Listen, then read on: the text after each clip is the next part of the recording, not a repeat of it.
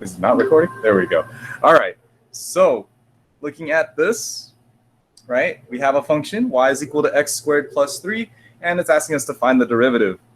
So the derivative of this using the limit definition is just going to be the limit as h approaches 0 of f of x plus h. Now here's the thing. What is your f function here? Your f of x function is this whole entire thing, right? So it's x squared plus 3, but on the inside of that function, we're going to be plugging in x plus h for the first part of this, right? So this is going to be the limit as h approaches 0 of, oh my, x plus h squared plus 3. See, what I have in those brackets right there is your first function evaluated at x plus h, okay? That whole thing right here represents this part right here. And then I'm going to go ahead and subtract that from f of x. And f of x is just the original function evaluated at x. So I write this down as x squared, put the brackets around it, plus 3, right? That's it. So that's this function right here, right? And again, how am I getting these guys? It's all dependent on what they define as the function that you're trying to calculate the derivative from, right? That's the base function that we're using here, x squared plus 3, okay? This, of course, is all being divided by h. This is all being divided by h. Any questions on the setup here? Can you explain that more? Of course, Brandon. So first things first, this is what we're using to calculate our derivative, right? This definition here, okay? So if they give us a function, right, like y is equal to, let's say, 4x plus 7, for example, and they ask me, hey, calculate the derivative of this, right? The derivative of this is going to be equal to the limit as h approaches 0.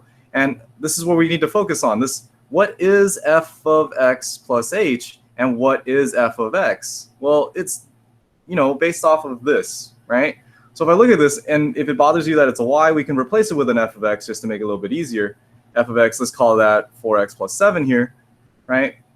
To get f of x plus h, right? If this is defined to be f of x, then this would be 4 times x plus h plus 7, right? That's how function notation works, right? Whatever you have in here is what you write in, right? Just like if I were to ask you, hey, what's f of 3, right? Back when you first learned function notation, you would take the function that you're working with, 4, and then plug in a 3, right? And you could do the same thing for f of like 7. It would be 4 times 7 plus 7. It's whatever's inside here gets plugged in wherever you see an x, okay? It gets plugged in wherever you see an x. So if you're doing something like x plus h, that x right there is going to get replaced with x plus h, right, in this function. So what's happening with our warm-up then? What's happening with our warm-up? This is the function we're dealing with, right? F of x is equal to x squared plus 3. I'm going to go in there and replace my x with x plus h, because that's the definition of this derivative, right? We're calculating it wherever x plus h is. So I'm plugging that in to wherever I see an x. And then the second part of it, right here, this part, is just the function itself evaluated at x, which is the original function that you're working with, which is x squared plus 3. I don't know if that makes a little bit more sense, Brandon. Can you let me know? Does that clarify? I said it right the second time. Does that clarify it? And Brandon's saying yes. Okay, so that's where I got this set up from. Yeah, no problem. And thank you for asking. Okay, so once I get that set up, I'm going to go ahead and use my skills from Unit 1 on how to simplify and evaluate this limit. Because right now, if I plugged in h equals to 0 right now, I'd get something divided by 0. And I can't evaluate that limit, right? So I'm going to try to simplify it to see if I can make it something where I can evaluate the limit as h approaches 0, right, of this function. So I have up here, the first function is x plus h quantity squared. If I simplify that out, that's going to come out to be x squared plus 2xh plus h squared, right? Now, if you need help on doing that, right, you could always do that off on the side somewhere, right? This is a side note if you want to, if you need to, right? This x plus h squared, if you were to FOIL that, x plus h times x plus h, you end up with x squared plus x times h plus x times h plus h squared by doing first, outer, inner, and last, right? And when you simplify it, that's how I'm getting this guy right here. Okay, that's how I'm getting So this right here simplifies to here, which then simplifies to there. Okay, that's how I'm getting that. Now, don't forget, though, after that, x squared plus 2xh plus h squared, don't forget there's a plus 3 after that, right? That plus 3 is right there, goes along with it. Minus, now be careful with this. This minus doesn't only apply to the x squared. The minus also applies to the plus 3. So it's going to be minus x squared minus 3. It's a very common mistake is to forget that, right? So all I'm doing here is distributing that minus sign into here, and that's what I have right there. And this, of course, is all being divided by h, right? This is all being divided by h. Whew, right? We've multiplied out the numerator, and right, you guys are okay and you're comfortable with dealing with fractions, right? And we're just going to work out the numerator as best as we can to simplify it. Okay? So I have here x squared. This red highlighter is going to be hard to see, isn't it? Whatever. It'll be fine. Let's go with blue here. So this x squared right here and this negative x squared are going to cancel each other out, right?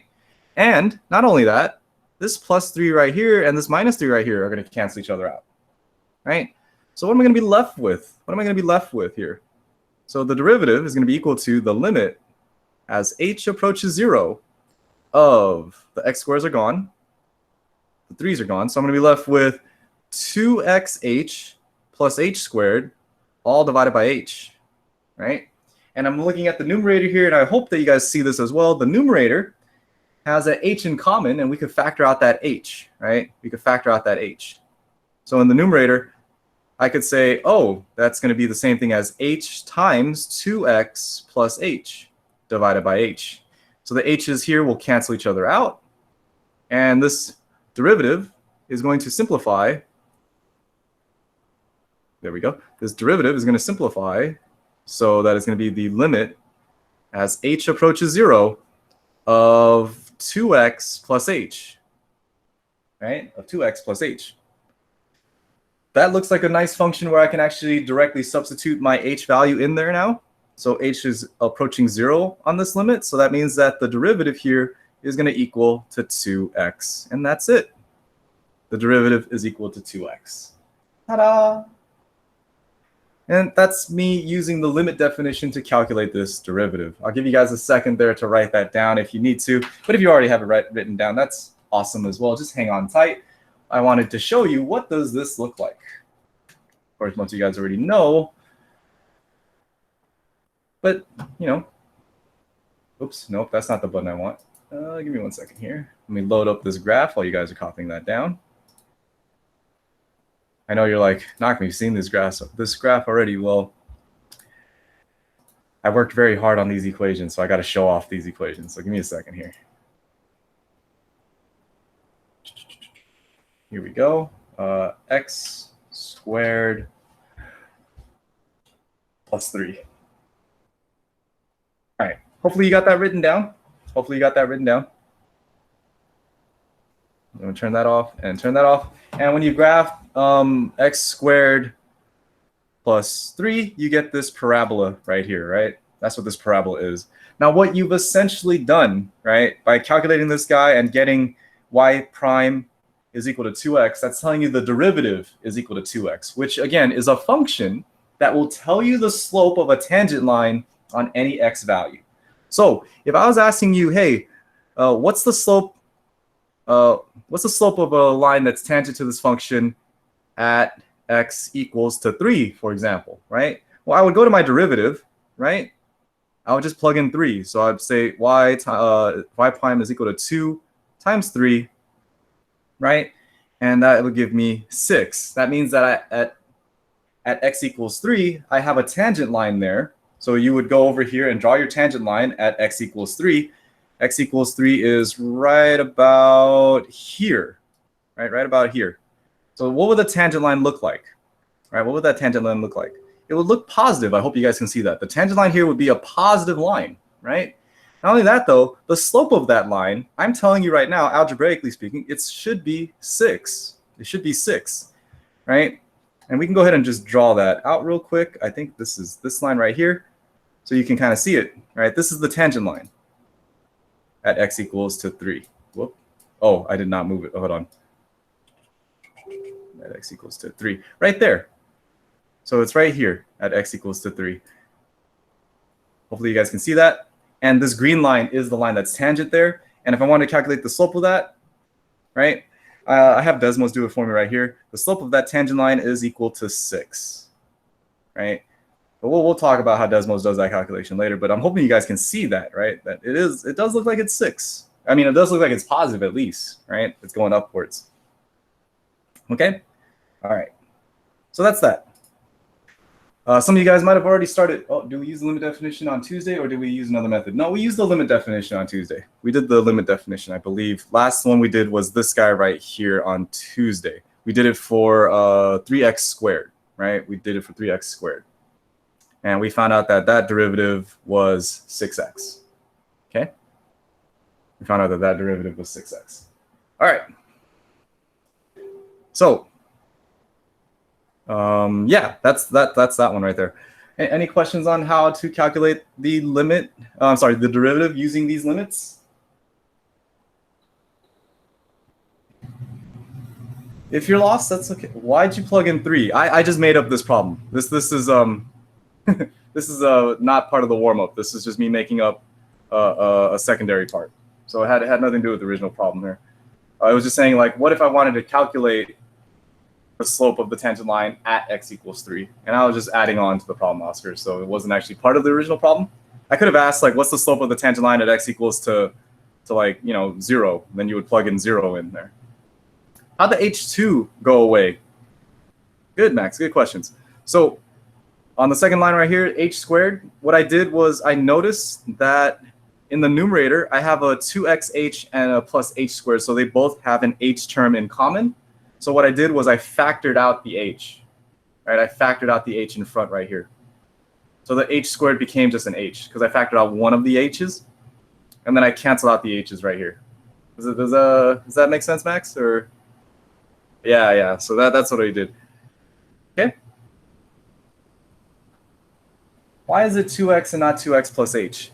Very good. So when I factored out and I canceled it, it is 2x plus h, Aurelia. It is 2x plus h. But remember, we're still working with the limit as x approaches 0, right? The limit as x approaches, as h approaches 0, right? So the limit as h approaches 0 here, this h is going to go to 0. We actually directly substitute that. So this would actually become, once the limit is evaluated there, I just end up with 2x plus 0, right? Because that's what the limit is telling me to do with that h. So that h is approaching 0, so we're going to just try direct substitution, and I get h is equal to 0, and I get this 2x as my derivative. Good questions, guys. Good questions, right? Always ask if you're confused on this part, because like I said, the first time you look at derivatives, it looks very confusing, but when you do the math behind it, it's the same stuff each time. It's the same stuff each time. You figure out what the function is that you're dealing with, right? You plug in x plus h into the function because that's your sliding point, right? So it's a little bit off right here. And then you subtract it from your anchor point and then divide by h, and you hope to move that sliding point to match up with your anchor point. And right now, our anchor point is just this random x value, okay?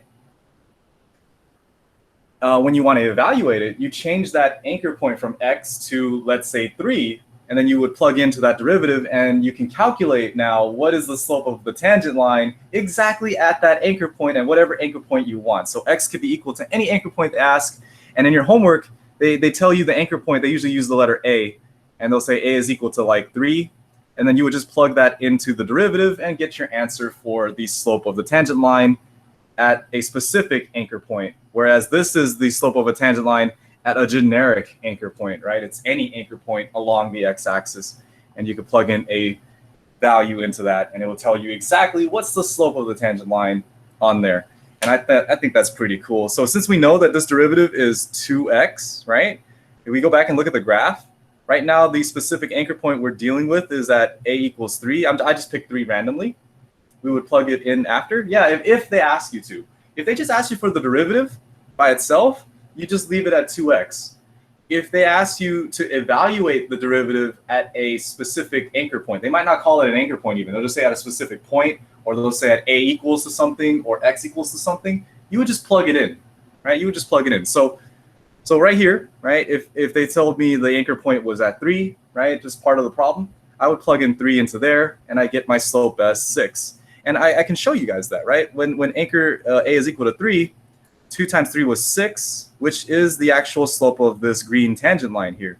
And if I move that tangent line, right, if I move my anchor point, my tangent line moves as well. So if I move to A equals to, let's say, 1, right, this is my new tangent line, and I want to calculate the slope of this green line. Can you see that when I moved my anchor point from 3 to 1, do you see how it's still a positive slope, but it's not as steep, right? It's not as steep. And you can see that, right? And also, if you plug that into the equation we just got, 2 times 1 would give me a slope of 2. And check this out. The slope of this green line, right, is actually equal to 2. I have the equation over here. I don't know if you guys can see it. This is the equation right here. The slope of the tangent line at x equals to 1, right here, this green line, the slope of this green line is supposedly 2, right?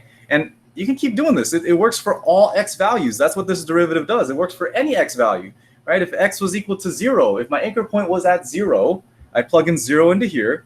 2 times 0 is 0. So I'd have a slope of a tangent line that's equal to 0, which would look like this. And I can go and look at my graph, and let's see, does that actually happen like that? So I move this over at my anchor point equaling to 0. Look at my tangent line, guys. Look at my tangent line. It's flat, right? Which means that it has a slope of 0. And that's actually what's calculated there. So that's the idea behind a derivative. It's just to calculate the slope of a tangent line anywhere on this function. Anywhere on this function. So since the derivative is 2x, check it out. Anywhere I move my anchor point, I can see the tangent line. And all I'm doing is calculating the slope of that tangent line with the derivative. That's all the derivative does. It calculates the slope of the tangent line. Isn't this kind of neat, though? You just move this around. Look at this. Woo. But yeah, that's the idea behind the derivative. Okay? All right. Let's do another one, guys. Let's do another one. Let's do another one. Let's take a look at this function right here. F of x is equal to 2x cubed, right? F of x is equal to 2x cubed. Find f prime of x. Find the derivative of f of x. You can go ahead and try to start this off on your own if you think you have, if you feel confident in it. If not, you can follow along with me. Okay? So f of x is equal to 2x cubed. I know that f prime of x, the derivative, is going to be equal to the limit as h approaches 0 of f of x plus h minus f of x divided by h. Now, that is the definition of a derivative. Do you have to memorize this? No, but it helps to have it, to know it. But if you don't have it memorized, you just have to remember the derivative is the slope of a tangent line, right? So you just have to remember an equation of a slope. And the equation of the slope that we're usually using is these two generic points, x, f of x, this is my x1, y1, and the secondary point is just the sliding point, which moves arbitrarily, which moves like some random h value. So it would be x plus h times f of x plus h. This is where this is coming from. This is my x2 and this is my y2. And what I'm doing is I'm calculating the slope between these two generic points. And it gives me this equation right here. Right? It gives me this equation. And then we take the limit of that so that they approach a singular point, which makes that a tangent. Right? Which makes that a tangent. If this is all like going crazy over your head, just memorize this one then. If you're asked to find the derivative, just memorize this if you need to, right? If you are having trouble. But once you make that connection, it's a little bit easier to deal with. The algebra isn't easier to deal with, though. It's just easier to start it, right? The algebra work is the part that you need to focus on right here now. Because when I'm looking for this derivative here, for the limit, as h approaches 0, right? F of x plus h, please note, this is what it's going to look like. F of x plus h is going to change here. With this function right here of 2x plus 3, it's going to be 2 times x cubed. I'm sorry, not 2x plus 3, 2x cubed. What goes inside there is your x plus h. What goes inside there is your x plus h. That's what this represents right here. This represents your f of x plus h minus 2x cubed. And that 2x cubed represents just your f of x right there, right? It's your y value of the slope that you're calculating. That's all that is. This is all being divided by h, which is the x values subtracted from each other, right? Technically, it's x plus h minus x, but the x's cancel out, and you're just left with this h. The reason why I'm writing this out, again, the hard part isn't that concept, right? That concept is actually pretty, I'm hoping you realize that calculus concept is really easy, right? It's not really easy. It's an easier concept to grasp. It's just these 2 points, and you're calculating the slope as one point gets arbitrarily closer to the other point until they become the same point, until h reaches 0. What's hard is doing this thing algebraically, because do you know how to simplify this? Do you know what the first step is once you set it up, right? And most of the times, if you don't know how to, what to go after you set it up, is just start multiplying things out and seeing what simplifies, right? Factor when you can. If you can't factor, multiply things out, and you just play with the function. You kind of like mold it around and hope that something comes into shape, right? And that's pretty much it. And if it doesn't come into shape, then you try something else. And I'd say that's the hardest part of calculus. It's not the calculus work, it's the algebra stuff that you need to do to solve your calculus work, right? Calculus is easy. It's the algebra that's hard. If you don't believe me, take a look at this. I can't just distribute this too, right? I can't just distribute. Don't write down 2x plus h cubed. You do that, you've messed up on your PEMDAS already, right? Instead, I need to deal with the exponent first, right? X plus h cubed, I'm going to do that off on the side, right? Off on the side. So I have here x plus h cubed. I need to go ahead and FOIL this out. This is going to be x plus h times x plus h times x plus h. You could FOIL this out, or if you know your binomial distribution, that actually shorthands to this. If you guys remember it, it will be x cubed plus 3x squared h plus 3x h squared plus h cubed. How do I know that in my head? I've just done this many times, but if you need to, use the Punnett Square multiple times. Here, I'll just, let me, let me show you the Punnett Square method to FOILing this out. I would do this first, right? And that first would come out to be x squared plus 2xh plus h squared, and then multiply with this guy, which would be x plus h. And then you could use the Punnett, you know what? I said I was going to use the Punnett Square. Let me use the Punnett Square. So once I have that, then I make my Punnett Square. And then the x plus h would be right here. And then I just start multiplying everything out. Right? This would be x cubed. This would be 2x squared h. This would be x h squared. And then I multiply the h's here. This would be x squared h, 2x h squared, plus h cubed. These are all positive, and then I just combine like terms. X cubed would be here. 2x squared h plus 1x squared h gives me 3x squared h. 2x h squared plus 1x h squared gives me 3x h squared. And then the last one right here is h cubed. Can't we FOIL the first two and then FOIL that with the last one? Yeah, that's exactly what I was doing, Brandon. Yeah, you could FOIL it that way as well, but I don't call it FOIL on the second set, because on the second set, it's no longer first, outer, inner, last, right? It's now first, middle, last, multiplying with x plus h, right? It's no longer first, outer, inner, last. You got to do like all these here, like that, which is the Punnett Square. However you want to multiply it out, Brandon, as long as you do the math correctly and you get to this answer right here, that's the only thing that matters, right? As long as you multiply everything out correctly, that's all we care about. Okay, so that's the old like previous class work, right? And that's how you guys get this, and that's all it is. All right. So over here, I can replace this now. This is going to be 2 times that stuff right there, which is x cubed plus 3x squared h plus 3x h squared plus h cubed, right? Plus h cubed. So that right here is replacing this x plus h cubed. Okay. Now that's going to be minus 2x cubed. This is all being divided by h. Distribute the 2, right? Distribute the 2. This is going to be the limit as h approaches 0 of 2x cubed plus 6x squared h plus 6xh squared plus 2h cubed minus 2x cubed all over h. Right? Look for like terms that cancel out.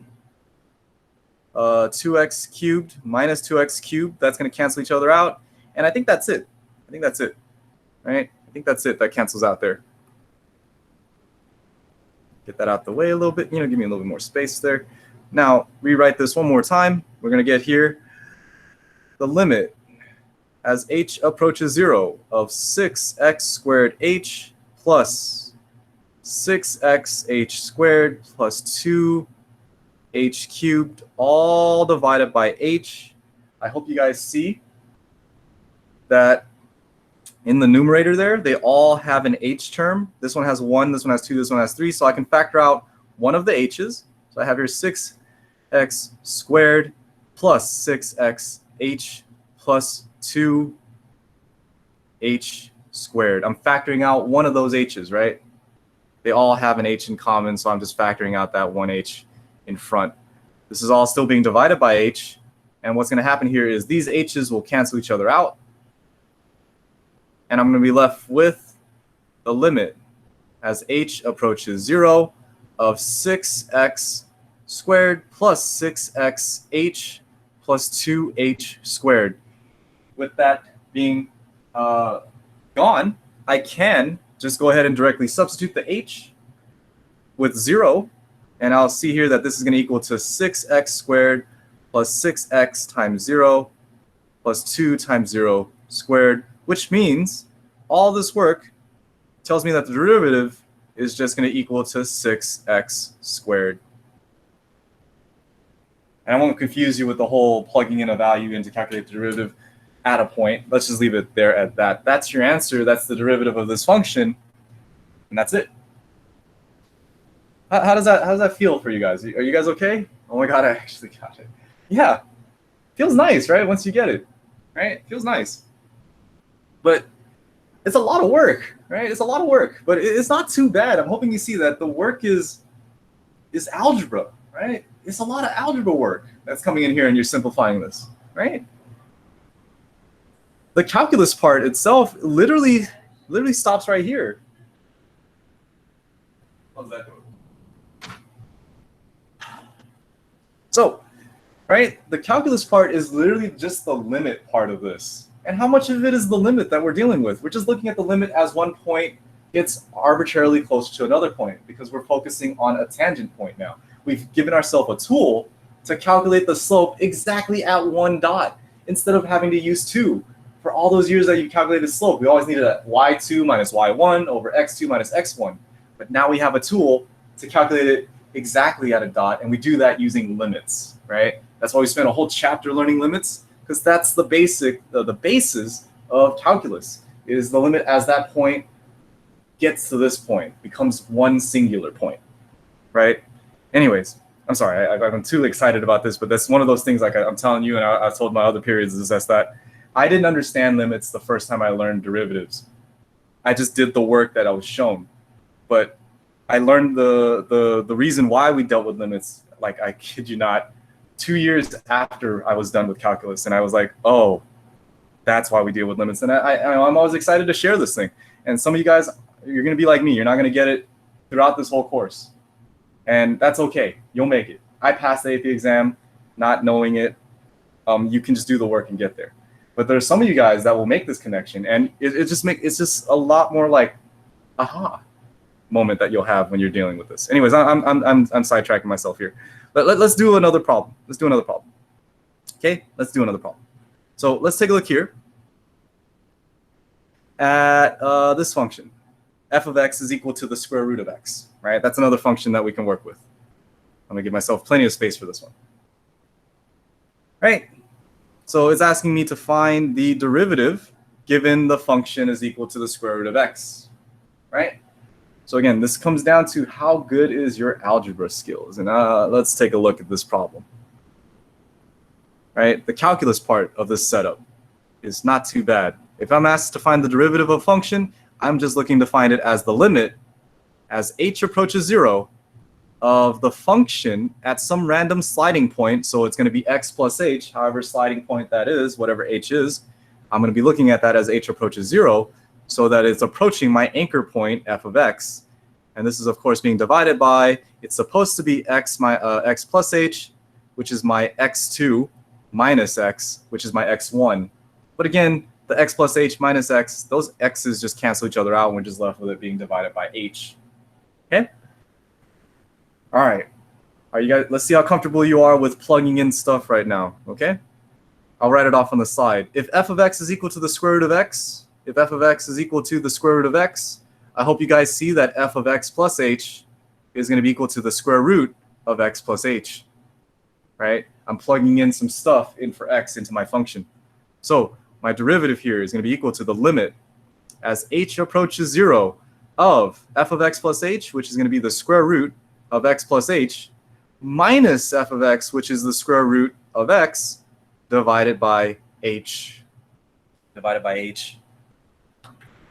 Just like with the last problem, right? The setup is the part where you have to understand what plugs into what part of the function.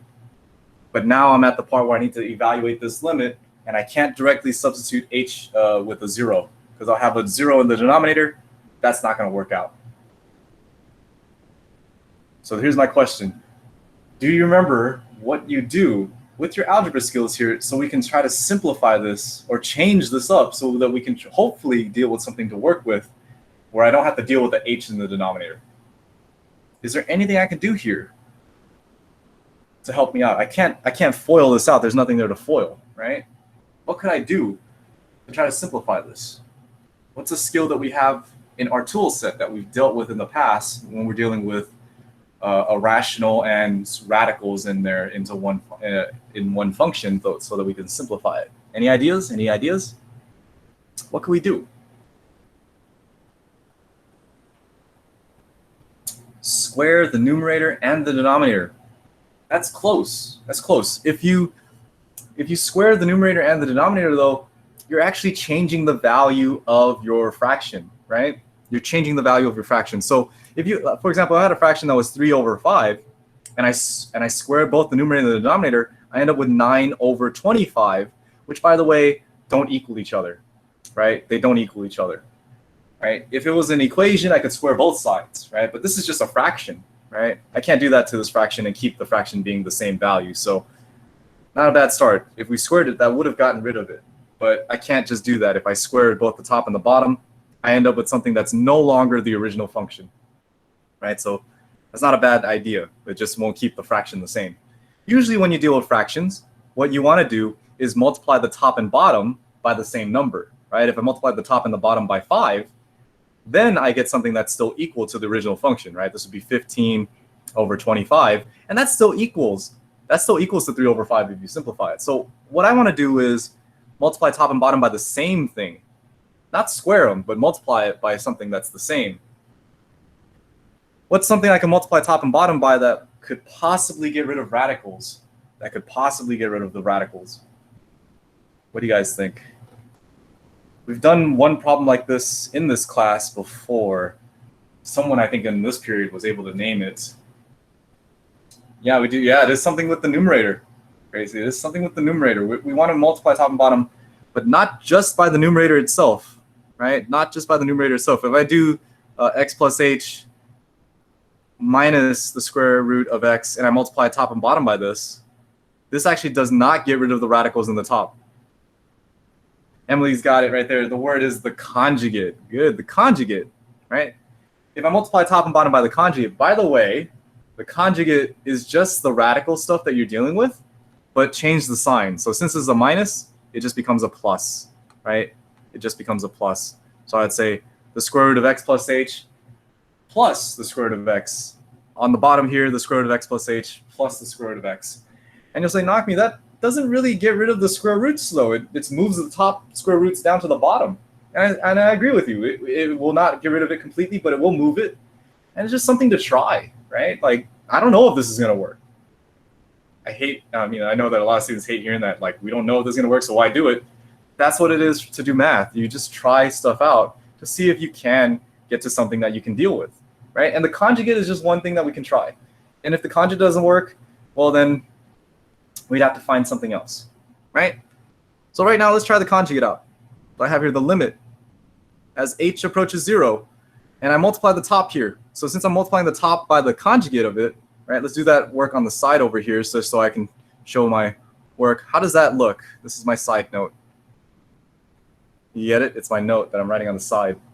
Side note. Anyways, so we have here the square root of x plus h minus the square root of x, foiling it out with the square root of x plus h plus the square root of x.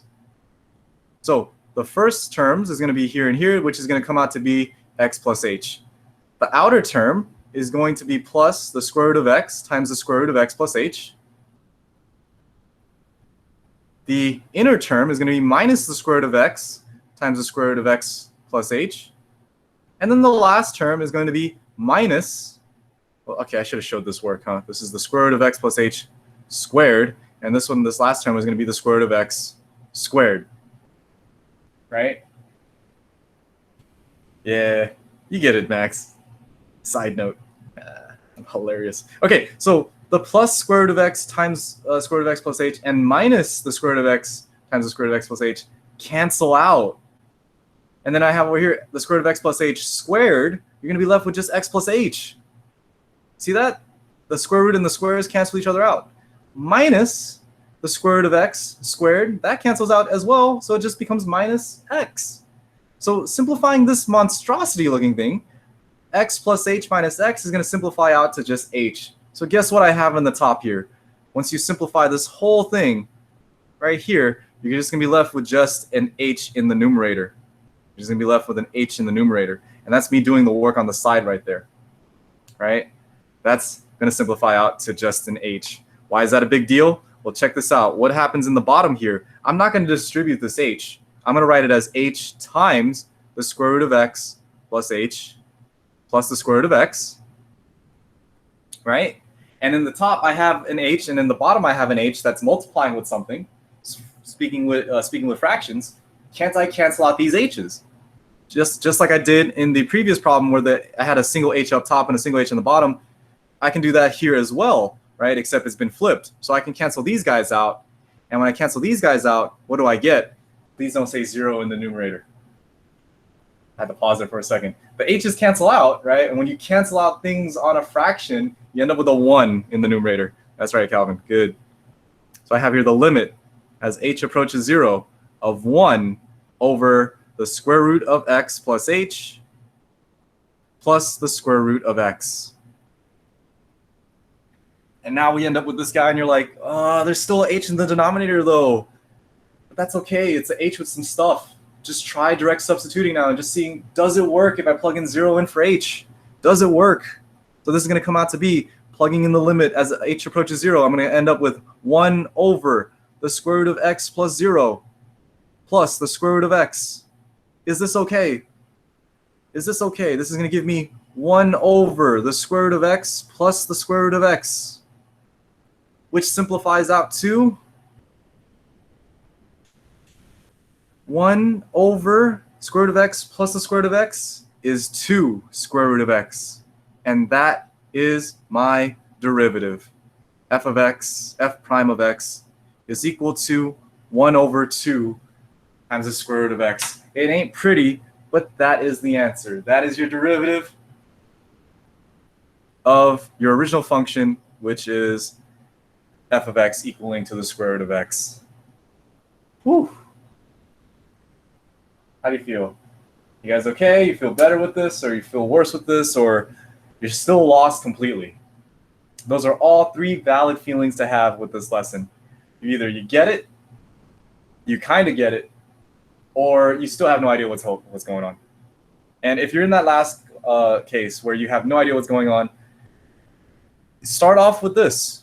I'm telling you, start off with this. This is where I started off when I started learning about limits, derivatives using limits. Okay?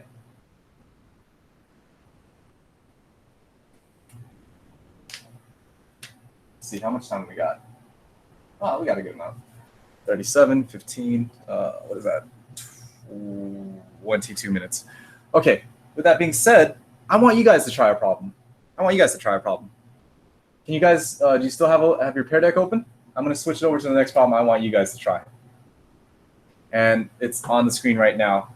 Do I have enough space for that? I don't. So let me go ahead and put that up here. Let's do this. Oh, wait. Are you guys still copying that? If you guys are still copying, I'll leave this on the screen.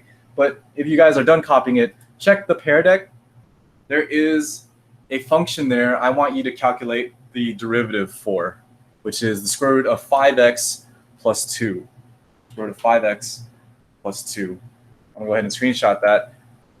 Oh, wait. Actually, before I screenshot that, does anyone still need the link for the Pear Deck? I'll put it into the chat right now.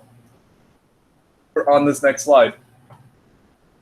Excuse me. Whew, right? We're on this next slide. So let's go ahead. I'm going to go ahead and copy this and put it onto the notes. And I want you guys to try this. So that's the function right there. Y is equal to the square root of 5x plus 2. Right? And I want you to see if you guys can calculate the derivative of this function, right? See if you can calculate the derivative of this function. Go ahead and try it.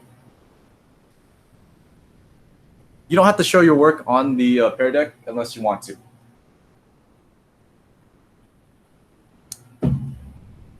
While you guys are working that out,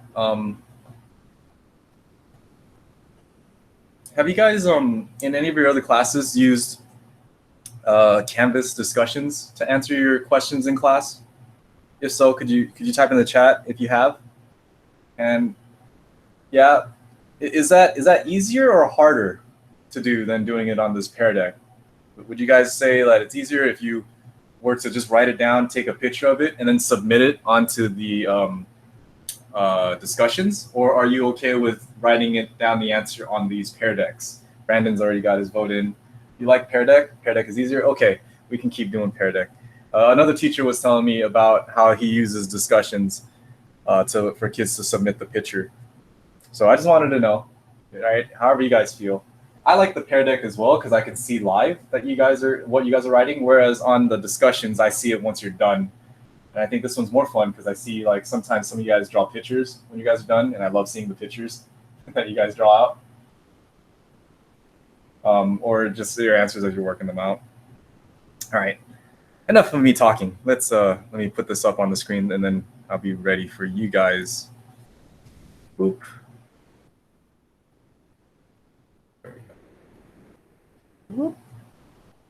There we go.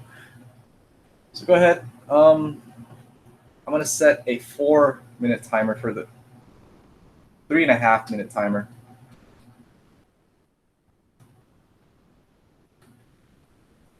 And yeah, we'll see where you're at in 3.5 minutes. After you did the conjugate, you multiply top and bottom. Yeah, so when you multiply top and bottom by the conjugate, I'll leave this on the screen then. After you multiply top and bottom by the conjugate is a nice tool to help move radicals away from where your original radical is. That's all the conjugate does. So if I had like the radical in the denominator and I multiplied by the conjugate, it'll move the radical to the numerator. In this case, I had the radical in the numerator. I had no real reason to move it other than I was just trying some stuff. So yeah, you multiply top and bottom by the conjugate, and it will get rid of the radical of wherever the original radical was. Yeah. But yeah, multiply top and bottom by the conjugate because fractions, right? If you multiply the numerator by something, you got to multiply the denominator by the same something. That way you keep your fraction value the same, right? Keep your fraction value the same.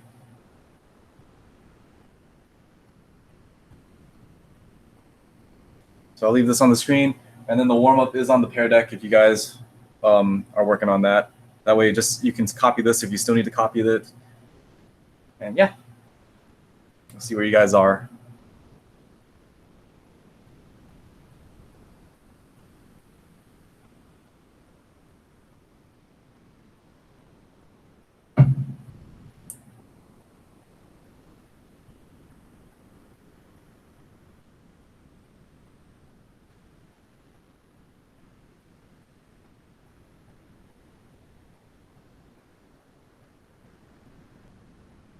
when you did the conjugate, why did you change the sign? That's exactly what the conjugate is. You have to change the value of the sign, or else it won't work, Emily. If you multiplied by the square root of x plus h minus the square root of x, it's not wrong. You could do it, as long as you do it to the bottom as well, but it's not going to cancel out the square roots, right? The conjugate is just a trick that helps you get rid of the square roots. So you could do the square root of x plus h minus the square root of x plus h, but you'll still have radicals, and yeah. It wouldn't have been wrong, it's just it wouldn't have helped.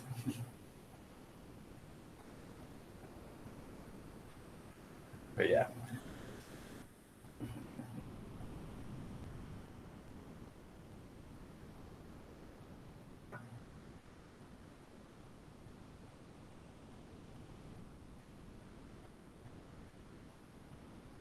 Oops. All right. Some of you guys are still working. Some of you guys have the answer.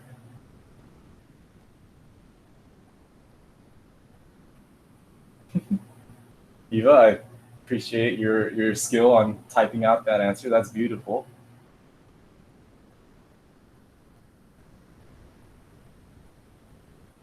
Calvin, you're working out the whole problem on there. That's awesome. I think you're doing the same. You guys need a couple more minutes? You know what? It looks like you guys are working through. Let me give you 2 more minutes. Finish what you're doing, because it looks good. It looks good. Max, that's beautifully set up.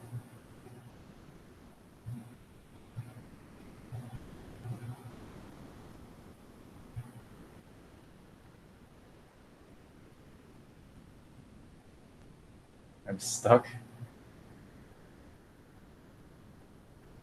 I can't tell if you're actually stuck or you're just still working on it, Brandon.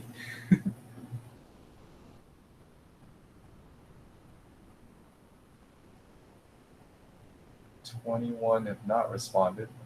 Okay, you guys try, keep working through.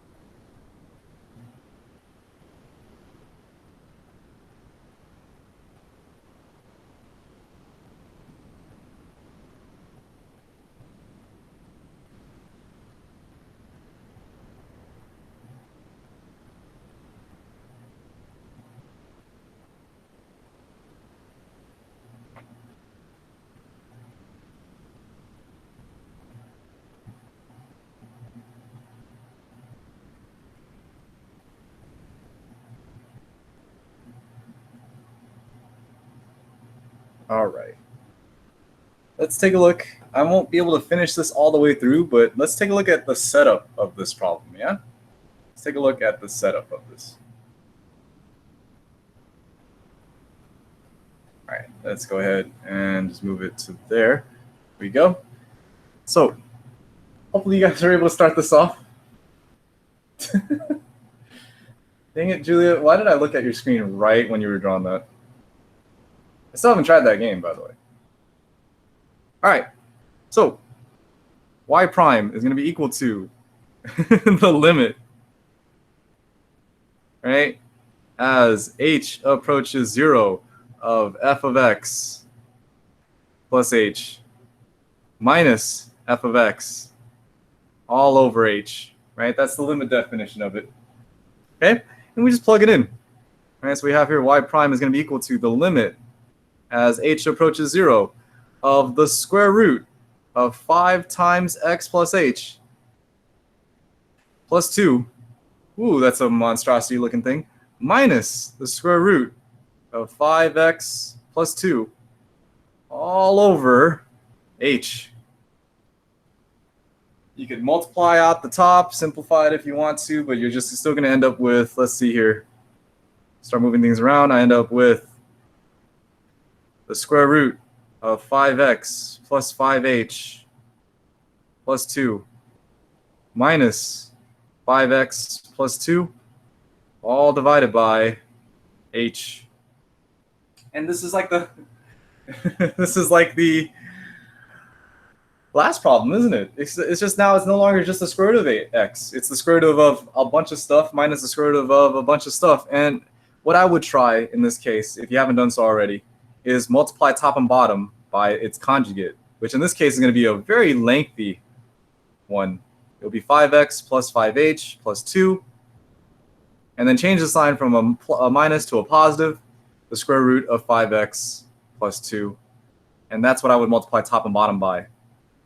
Square root of 5x plus 5h plus 2 plus the square root of 5x plus 2. That's what I multiply top and bottom by to this fraction, just to see what would happen. And I'm going to leave it there. I want you guys to finish up this problem and do the rest of it and see what you guys get. All right? If you want to double check your answer, what you should have gotten as your final answer, I believe, is going to be, just for you guys, if you want to see and check your answers, I think you should have got 5 over 2 times the square root of 5x plus 2. You can double check that. I think that is what you should have gotten. I think that's what you should have gotten. But double check it. I'm not going to work this one all the way through. But it's the same idea. It's the same concept as the last one, right? You FOIL this out. Hopefully you get something, and then you get something where you can evaluate it as h approaches 0. All right? How you guys feel? You okay? You not okay? Did you need it to see done? If so, stop by my office hours today. We can talk about this problem. Not okay. Not okay. Are you okay with this part of it? Did you set it up okay? Did you get there, Oscar? Yeah? Good, good. Okay, at least you got there. Then did you get to this step where you distributed the 5? Did you get to this step where you distributed the 5 inside? I'm going to say yes. Okay. Now, did you try multiplying by its conjugate, which is what I'm doing right here in red? No. What'd you try? Oh, no, Brandon as well? Okay. Okay. How do you do it? All right, let's just do it. Let's just do it. Here we go. So in the numerator, right? In the numerator, I'm going to have this guy right here multiplying with that guy. I'm going to write that off right here. All right, let me write my note. I'm going to be multiplying the square root of 5x plus 5h plus 2 minus the square root of 5x plus 2. This, of course, is being multiplied with, multiplying with the square root of 5x. I tried that. It was hard. Okay, all right, let's take a look at it. 5x, 5h plus 2 plus the square root of 5x plus 2. There's a lot going on. There's a lot going on. So when you FOIL this out, you do first, right? So this is my first term right here. This is my first term. Let's color code this so you guys can see what's multiplying with what. This guy right here multiplies with this guy right here. They're exactly the same. So this is going to be the square root of 5x plus 5h plus 2 squared. You okay? We'll do next one is the outer, which is this guy right here. And that's going to be plus the square root of 5x plus 2 times the square root of 5x plus 5h plus 2. Okay, that's my outer term. And that's a valid term. It looks ugly, but it's a term, right? It's a valid term. All right, so that's my outer term. Next one up would be my inner term, which would be here. This guy right here is going to be negative because it's a negative square root of 5x plus 2. I'm going to multiply these guys out. That's going to be the square root of 5x plus 2 times the square root of 5x plus 5h plus 2. That's the inner term. And then the last term would be this one right here, a negative and a positive, which is going to give me a negative square root of 5x plus 2 squared, because there's two of them, right? Because there's two of them. Brandon, have I lost you yet? Oscar, does it look okay? Look okay where I'm at right here. It's okay. Brandon, how about you? Looks good. All right. You ready for this part? This is the fun part. This is a plus some stuff, and this is a minus that same stuff, right? That plus some stuff and that minus that stuff, they're going to cancel each other out. Those guys are gone. So all I'm left with is now this stuff in blue and this stuff in green. Yeah. And that right there is a square root being squared, which cancels out, and you're going to be left with 5x plus 5h plus 2. Same thing over here. This square root and that squared cancel each other out. And I have a minus now. This is going to be left with a, you ready? Minus 5x minus 2, because that minus distributes to both those things inside there. Why did you change the minus sign to a plus sign in the conjugate? You have to, Kimberly. When you do conjugate, right? This is algebra 1 stuff. When you do the conjugate, you need to make that sign different from that sign. That's the only way you'll get these middle terms to cancel out. If you don't change the sign, it's not necessarily wrong. You can multiply it out top and bottom with that, but then you're not going to cancel out your radicals, right? And it's just something that we're trying. We're changing the sign and just seeing if it does cancel out, and it does cancel these guys out. That's why, and that's a hard thing to see, right? You could have done it with the negative sign. I'm just letting you know.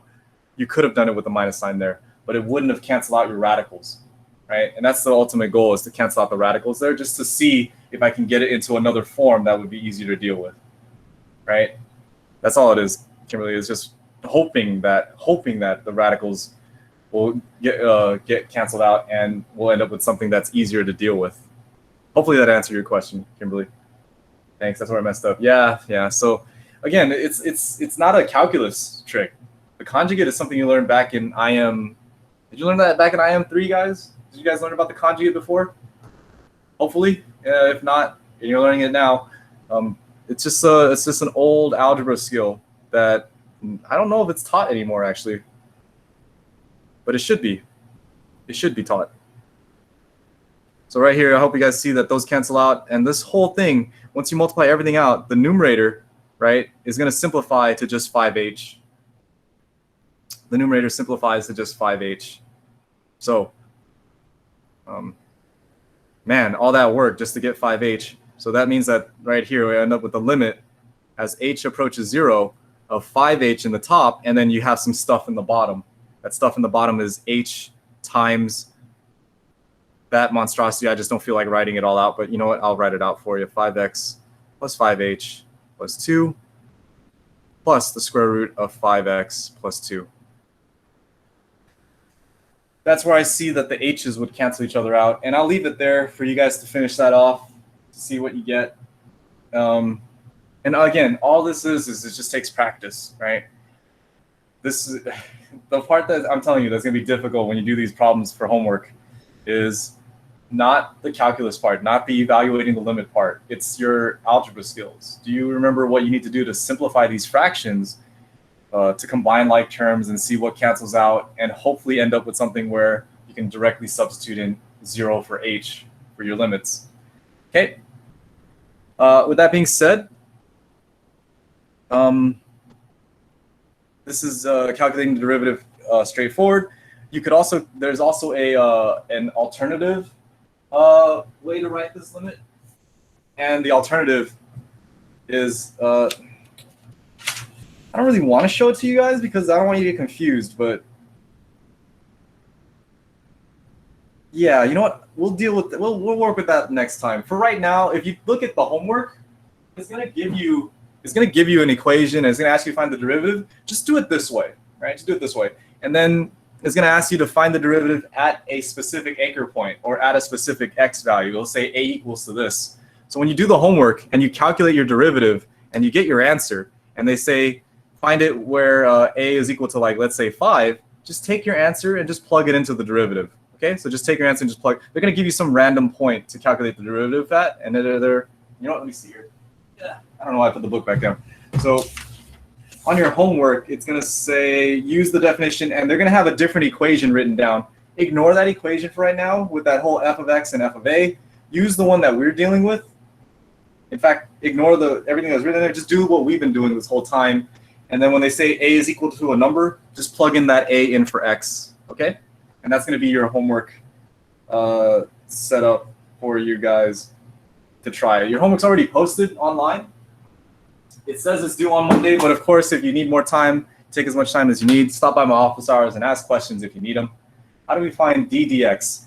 I should have gave you guys that notation. d dx is the symbol for the derivative. They're